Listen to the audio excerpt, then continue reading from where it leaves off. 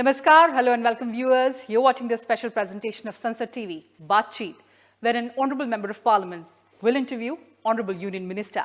And joining us today are two very special guests. Please welcome External Affairs Minister of the country, Dr. S. Jaishankar. Welcome, sir. He is a member of the Upper House of Parliament from the state of Gujarat. He was Foreign Secretary from 2015 to 2018. 30th May 2019. Dr. S. Jaishankar was sworn in as the Cabinet Minister in the second term of the Modi government. I, Subramaniam Jaishankar, do swear in the name of God that I will bear true faith and allegiance to the Constitution of India as by law established, and I will uphold the sovereignty and integrity of India, that I will faithfully and conscientiously discharge my duties as a Minister for the Union, and that I will do right to all manner of people in accordance with the Constitution and the law, without fear or favour, affection or ill will. He was made the Minister of External Affairs on 31st of May 2019.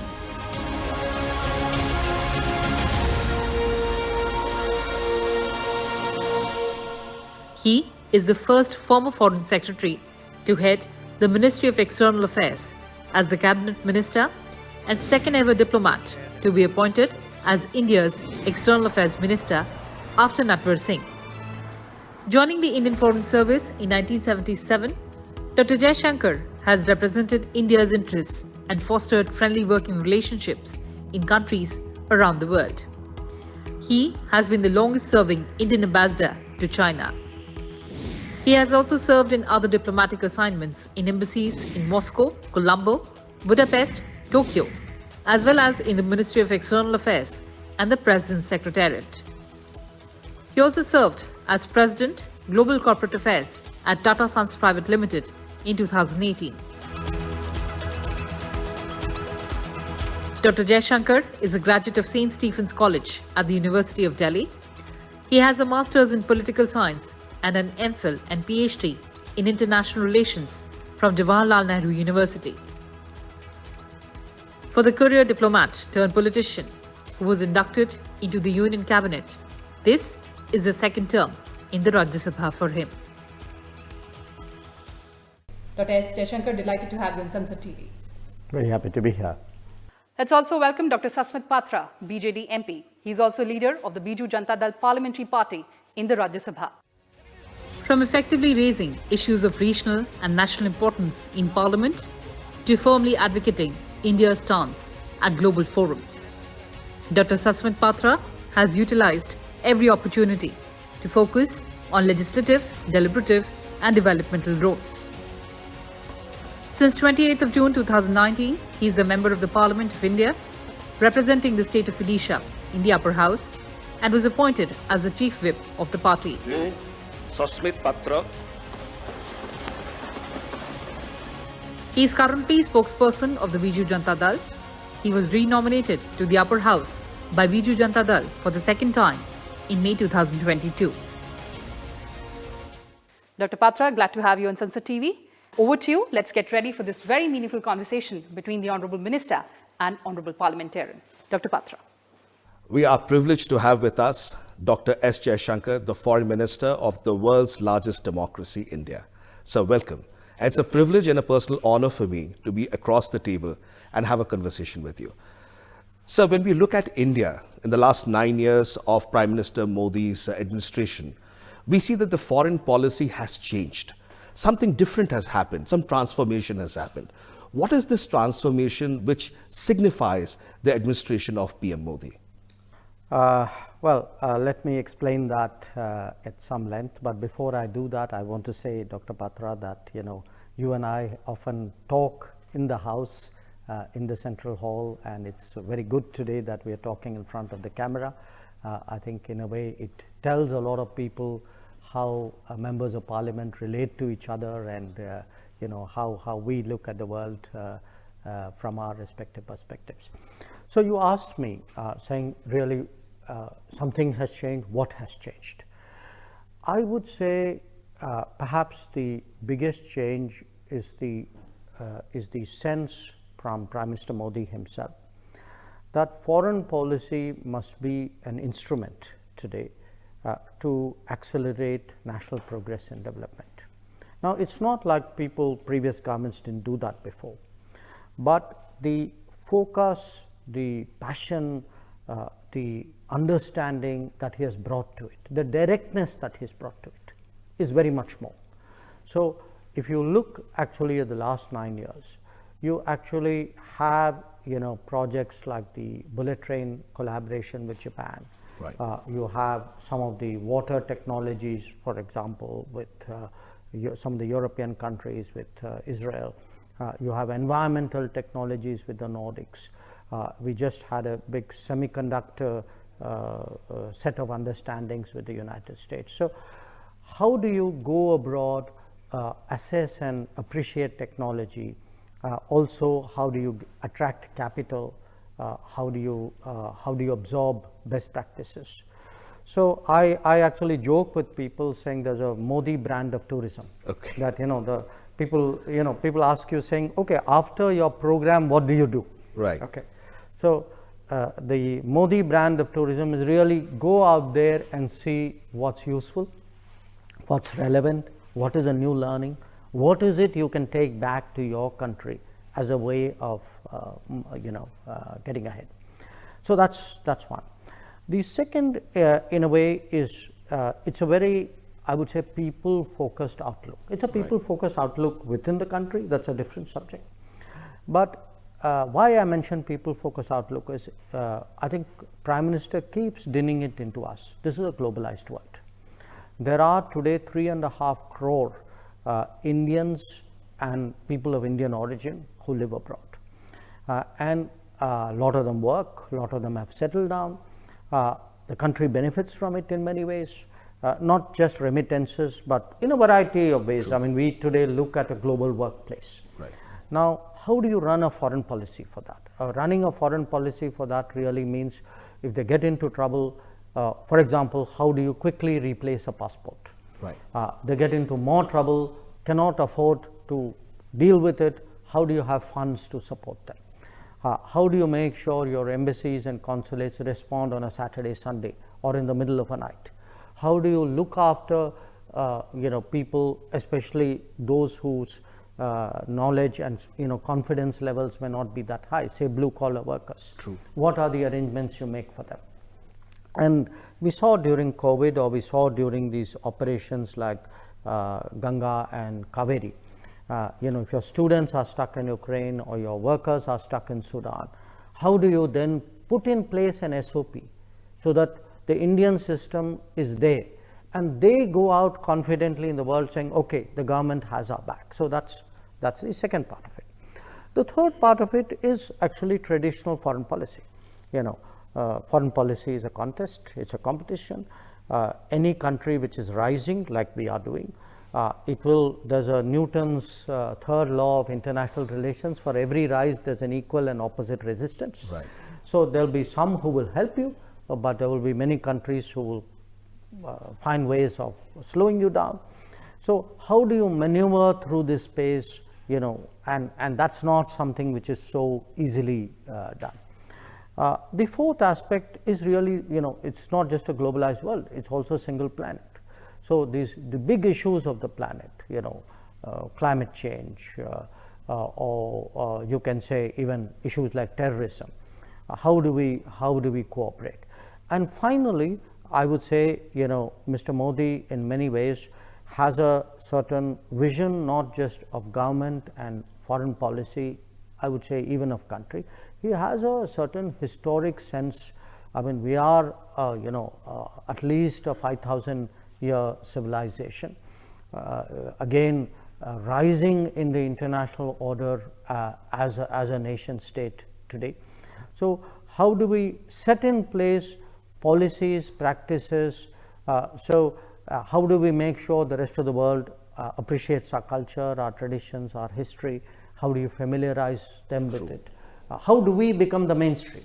Right. That. So I think all these today have combined to create a a different narrative, and there's nobody better than Prime Minister Modi really to radiate that narrative, when he gets up there on the global stage. True. I think you get that sense India has changed. How wonderful, Dr. Jaishankar. About the 4 or 5 pieces that you spoke about, it's really unique the way India has transformed under the leadership of Prime Minister Modi and under your able guidance as the foreign minister.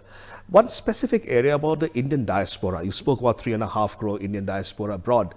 We find an infectious energy when you actually see the Prime Minister and you walking down the streets, and there's so much of galvanization of support and Indian flags flying. How has that happened? There's so much of Indianness that we see on the foreign lands, on the foreign streets. How does it reflect on you? What does it talk about the global India to you?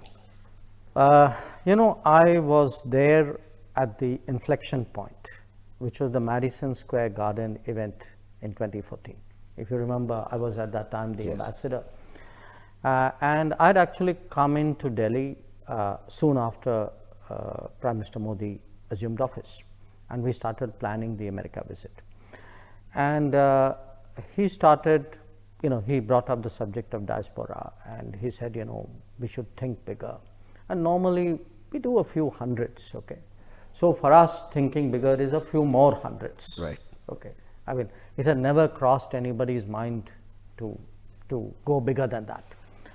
And he sort of was very clear. I mean, and I still remember his saying that जो भी आप New York में करेंगी उसकी आवाज़ सबसे पहले Washington तक पहुंचनी चाहिए और उसके बाद it must reverberate around the world. How wonderful.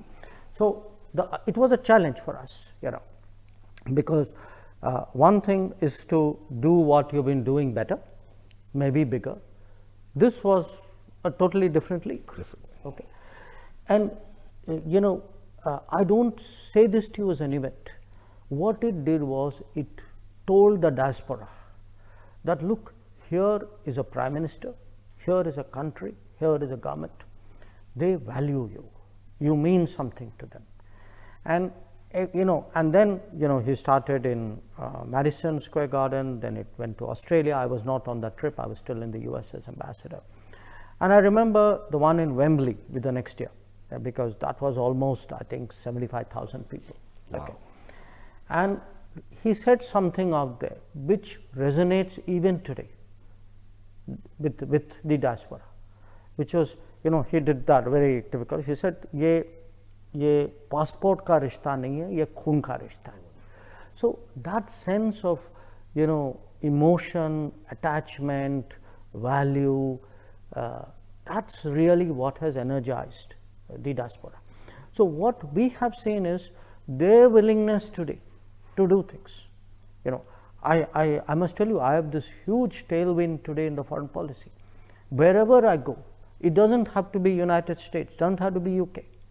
I was in Papua New Guinea with PM for the Pacific visit. And even in Papua New Guinea, influential Indians who were there came and said, look, what can we do, Beautiful. to strengthen this relationship? So we actually, in a way, had a very, I wouldn't say casual attitude, but a very detached attitude towards people who went abroad. And in fact, many of them felt it, Right. I mean, the joke among them was that till Modi came, NRI meant not required India. Oh, okay. So it changed, once, because they personally felt from Modi that, look, this man puts a value on us. He is proud of our success. And that then makes them want to be more attached to us. How wonderful, Dr. Jaishankar. Really profound insights that we are getting from you. One of the key areas that we find, especially after you became the foreign minister, it was almost baptism by fire with you. You came in COVID-19 pandemic, then the Ukraine, Russia, then various international issues are happening one after another. Despite all of this uncertainty in the global scenario, India is emerging stronger. India is emerging more powerful. India is taking a lead on the high tables of international diplomacy. How did this happen? And what is the reasons that you feel that led to it, especially you as the foreign minister? Well, I'll start with the least important and work my way up, if you will. For me, it was a baptism by fire as a minister, but it wasn't a baptism by fire for the subject, you know. So, I mean, having done 4 decades, I was comfortable in the domain. Okay. Now, if I move up the order of importance, then you have a situation, you are absolutely right. I mean, if you look at it, we had 2019, we had the Article 370 issue. After that, we had the, you know, by the end of the year, the COVID concerns which started. Then we had the Chinese on the LAC, then the COVID in full flow, the Vande Bharat mission, the oxygen crisis, the vaccine Maitri, even in fact one part of it is even getting the ingredients for vaccine manufacturing in India. So, and then we had the Ukraine, then we had Sudan. So it's, you're right. I mean, it's been a succession of that. But even if you are comfortable in the domain, I think what helped me very much when I became minister, had to deal with it, was the comfort and the experience of working with the Prime Minister, because all said and done, foreign policy is a domain where the Prime Minister has a very direct lead and inspiration, and in many ways understandably an oversight. So, because I had worked with him from 2015, that made it easier. But more than that, I would say I was enormously helped by both the, in a way, the kind of vision and attitude of the Prime Minister and his working style. So, what do I mean by that? By vision, I meant that he takes, you know, he takes a lot of interest in the world. He follows things a lot. He, you know, every time we meet or we have regular briefings, interactions. Because he understood the complications of this world we are sliding into, a more competitive world, one where, you know, globalization today is very questionable, many ways a very polarized world, under great financial stress, trade disruption, climate action, terrorism. So, I mean, you have layer after layer. So, one was, if you have a PM who has that understanding, appreciation, and therefore thinks that through. The second was through the COVID period. You know, every time we would, in fact, we would meet as a cabinet or in small groups. His point was, look, we are not going to hunker down during COVID. Right. You know, which most countries did. You know, yes. They kind of closed the shutters and said, okay, we'll come out after COVID. His view was, look, this is a time to reflect, review, reform. Let's do big changes. Let's not come out of the COVID in a defensive manner, you know, bruised and battered. Let's come out, what are the things we should do so that we come out of it much more confident. So, if you look, for example, on the economic side, you put in place a whole lot of reforms, including, you know, the whole changing, recapitalizing the banks. We came out with a much healthier financial situation. We created an enormous social welfare system during COVID by feeding, you know, 80 crore people and by doing Jan-Dhan payments to 40 crore people. We actually created a new digital society during COVID. So, now you would say, why is that relevant to foreign policy? It is relevant today because when I go out today, a lot of the world asks me, saying, is it true you did that? How does this work? Please tell us, you know. So, it has got us a lot of, in a sense, of respect. But there is also his working style. His working style is very much, you know, define the challenge, set it in context, give me the pros and cons, let's all debate it, you know, let's ask others who are relevant to it. But then you get clarity, you get a decision, you get a mandate. So, in a sense today as foreign minister, you know, it's very difficult for me to guess what other foreign ministers go through. What I can at least say, I have great clarity on my instructions, on my mandate, on the vision of my Prime Minister, of where my government is going. That gives me a lot of tactical flexibility in operating in the world. How wonderful, Dr. Jaishankar. I would like to take you to a couple of specific questions. I mean, we've talked about the larger picture. G20 presidency. India is taking the lead. September, the world is arriving in New Delhi for the large summit. And as the foreign minister, you have a major responsibility there to play a part in terms of the entire G20. Over the last 1 year, how has India's perception transformed and grown because of the G20 presidency? And going forward, how is this G20 presidency, this experience, going to help us at the international frame?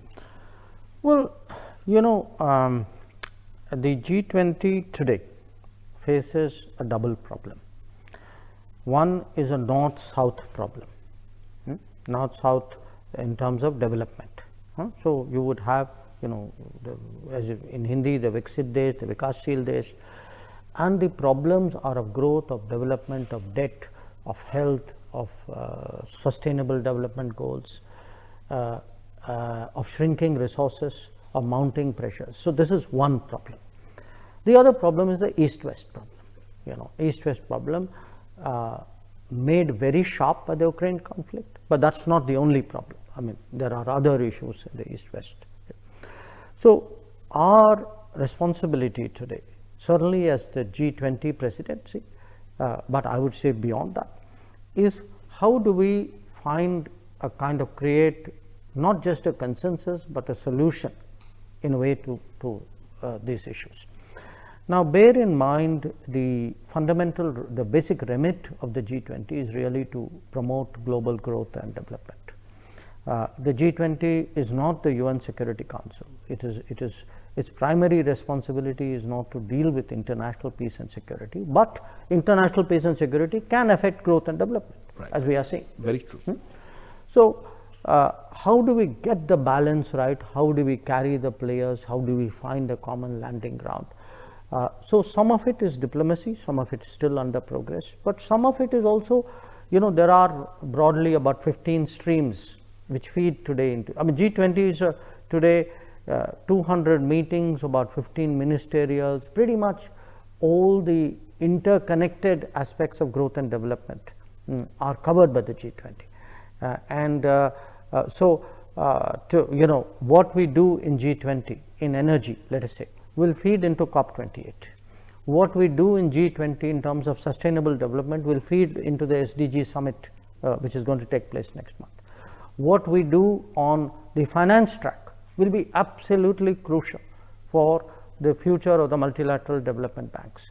So, I want you to understand, I'd like the viewers also to appreciate, this is not a one-year exercise and just a set of meetings and then say, okay, we have now arrived at a package. Right. This is a hugely consequential body whose decisions and whose directions and whose debates will actually set the tone for pretty much everything big which is going to happen in the coming years, possibly in the coming decades. So, we have to work really a whole set of issues, then integrate it into a package, and then have the approval of the leaders when they come. So that's one part of it. The other part of it, which I think has made our G20 presidency very unique, and this is again something I would say in all honesty I attribute it to the Prime Minister personally. His sense was, look, you people in the foreign ministry, you think international diplomacy means a conference center in Delhi. Right. Okay, that's the old way of doing it. That's the that's a bureau, like an official way of doing it. I want to do it in a way in which the entire country feels we have stakes in G20, right, because it's such a big responsibility. And this should also give an opportunity for the world to get to know India.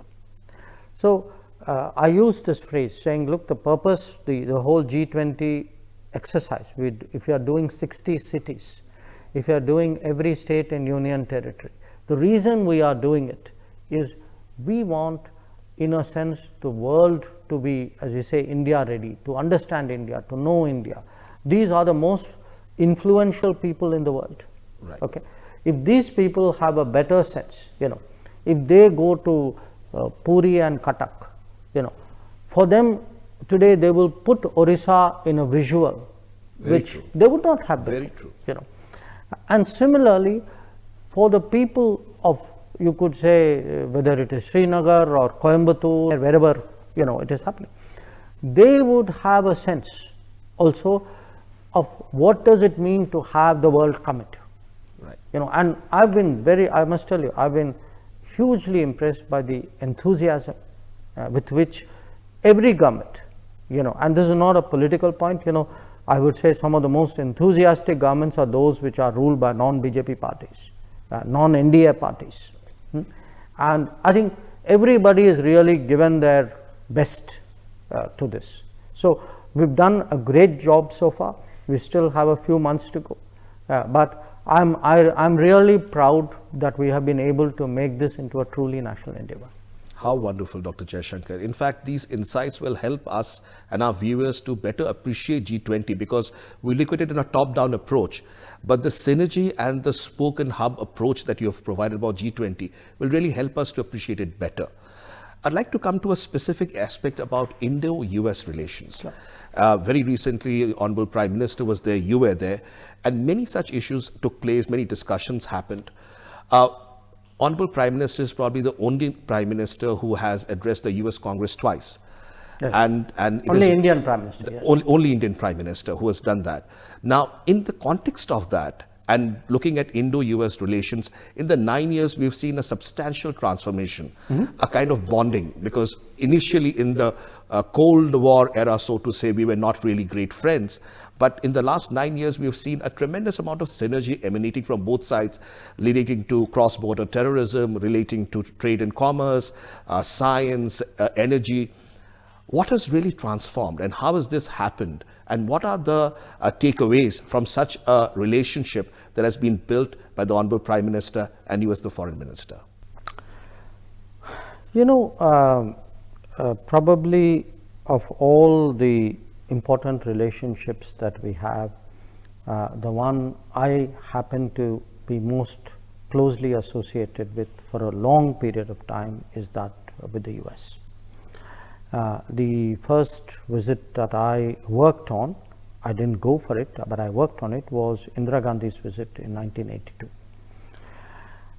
So from there till this visit, I mean, I would have obviously missed a few, but when I reflect about those 40 years, I would say till now, we would have said that the three big visits, impactful visits, were Modi in 2014, Dr. Manmohan Singh in 2005, the nuclear deal visit, and perhaps the Rajiv Gandhi visit in 1985, because he was trying to put that Cold War suspicion behind us.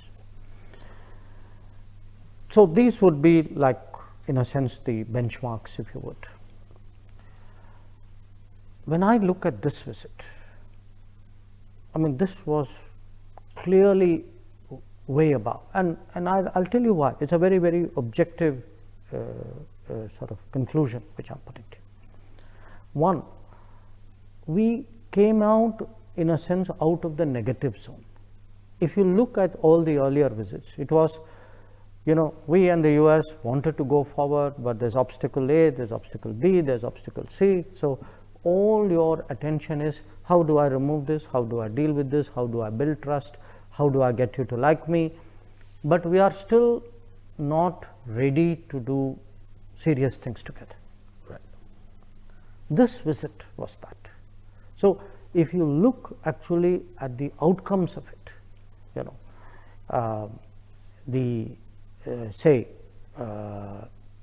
I'm using a few examples. Sure.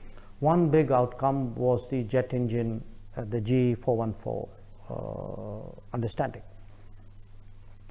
Now, you know, it will probably surprise you. We first raised the G engine issue in 1986. You know, that was when we made that first request.